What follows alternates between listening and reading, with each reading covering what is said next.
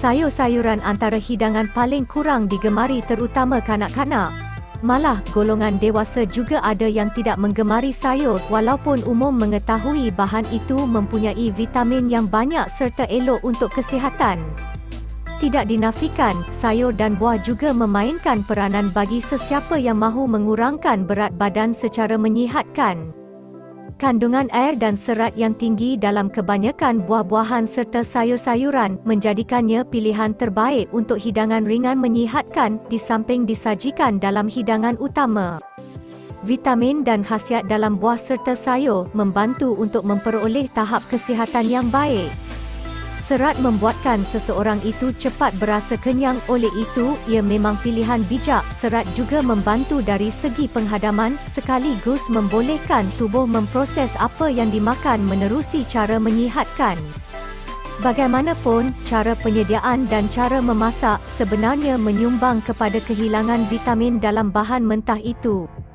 Bagaimanakah kita memilih sayur? Ada cara yang boleh diikuti untuk mengelakkan kehilangan banyak khasiat dalam sayur. Jika ke pasar atau pasar raya untuk membeli sayur, pilihlah yang segar dan pilihlah sayur-sayuran yang ditanam secara organik. Ia mungkin lebih mahal sedikit berbanding sayur-sayuran yang ditanam secara konvensional, tetapi sayur ini boleh digunakan sepenuhnya tanpa perlu membuang batang atau kulitnya. Antara sayur-sayuran organik yang cukup baik adalah sayuran berdaun hijau seperti bayam. Lapisan luar sayuran hijau itu boleh dimakan dengan selamat, malah ia mengandungi paling banyak vitamin C. Untuk kentang organik pula, usah dibuang kulitnya sebelum memasak kerana kulit kentang organik mengandungi kandungan antioksida yang tinggi. Jika sayur yang bukan organik, maka pilihlah yang ada bekas dimakan ulat. Kenapa? Kerana ia menandakan sayur itu ditanam tanpa menggunakan banyak racun serangga. Oleh itu, bagaimanakah cara memasak sayur-sayuran supaya dapat mengekalkan zat? Semua sayur-sayuran seharusnya dimasak ketika ia masih segar agar rasa, rupa dan nilai makanan itu dalam keadaan terbaik.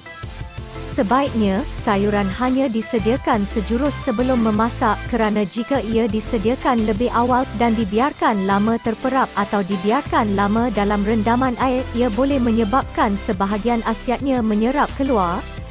Potong bahagian yang diperlukan dan mengandungi banyak zat saja, misalnya ada sayur yang mempunyai zat paling banyak pada daunnya. Elakkan memotong sayur-sayuran kepada potongan kecil, jika boleh tidak perlu memotong sayur berkenaan. Memasak secara mengukus lebih baik jika dibandingkan dengan cara merebus. Kaedah mengukus dapat memastikan zat pada sayur-sayuran itu tidak hilang dengan banyak. Jika mahu merebus, pastikan sayur-sayuran tidak direbus hingga ia lembik. Selain sayuran yang perlu dimasak, ulam-ulaman turut mempunyai khasiat yang banyak, termasuk banyak bahan antioksidan yang mampu menghalang tindakan radikal bebas.